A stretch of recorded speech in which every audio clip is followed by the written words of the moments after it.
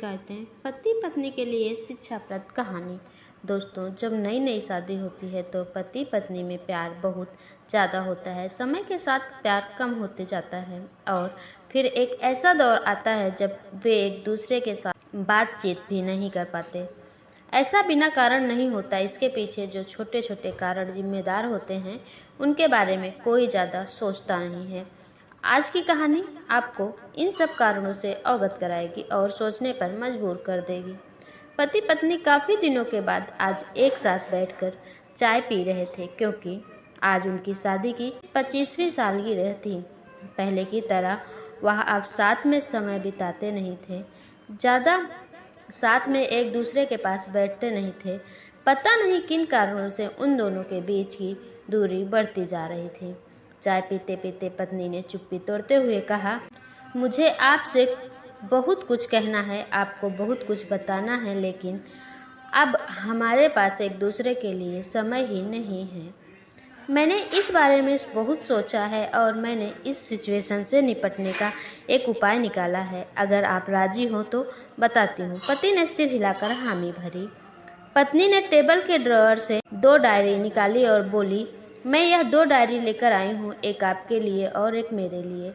आज के बाद हम दोनों को एक दूसरे से जो भी शिकायत होगी वह हम अपनी डायरी में लिख कर रखेंगे। 1 साल बाद जब हमारी 26वीं एनिवर्सरी आएगी तब हम उसे खोल कर पढ़ेंगे। तब हमें एक दूसरों की उन चीज़ों या आदतों के बारे में पता चलेगा जो हमें नहीं पसंद है और हम उन्हें सुधार पाएंगे या कोई उपाय कर पाएंगे।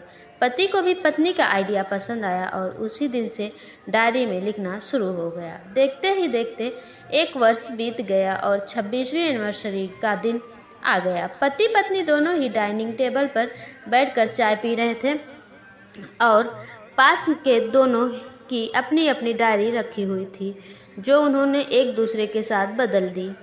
चाय खत्म करके पहले पति ने पत्नी की डायरी पढ़नी शुरू की। उस डायरी में काफ़ी सारी शिकायतें थी, जैसे कि आज होटल में ले जाने के लिए वादा किया था लेकिन फिर भी नहीं लेकर गए।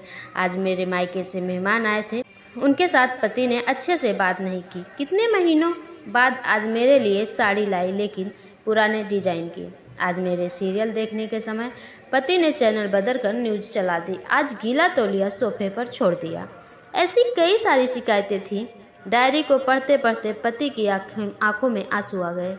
पति को काफ़ी अफसोस हुआ। वो अपने पत्नी से बोला, मुझे इन गलतियों के बारे में एहसास ही नहीं था, लेकिन अब मैं तुमसे वादा करता हूँ कि ऐसी गलतियाँ मैं अब फिर से नहीं दोहराऊंगा।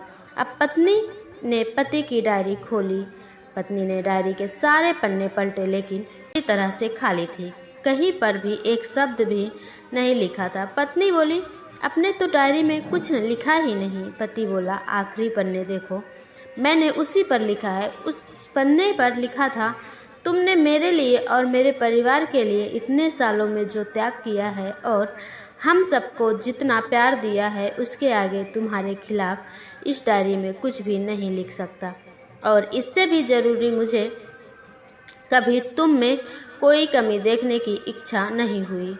ऐसा नहीं है कि तुम में कोई कमी नहीं है, लेकिन तुम्हारे प्यार, समर्पण और त्याग के आगे तुम्हारी कोई भी कमी बहुत छोटी है। मेरी अनगिनत गलतियों को नज़रअंदाज करके तुमने इस कठिन जीवन में मेरे साए की तरह साथ दिया है और हमेशा मेरे साथ खड़ी रही। तुम ही बताओ, कोई भी अपने ही साए में दोष निकाले तो निकाले कैसे। अब पत्नी की आंखें नम थी।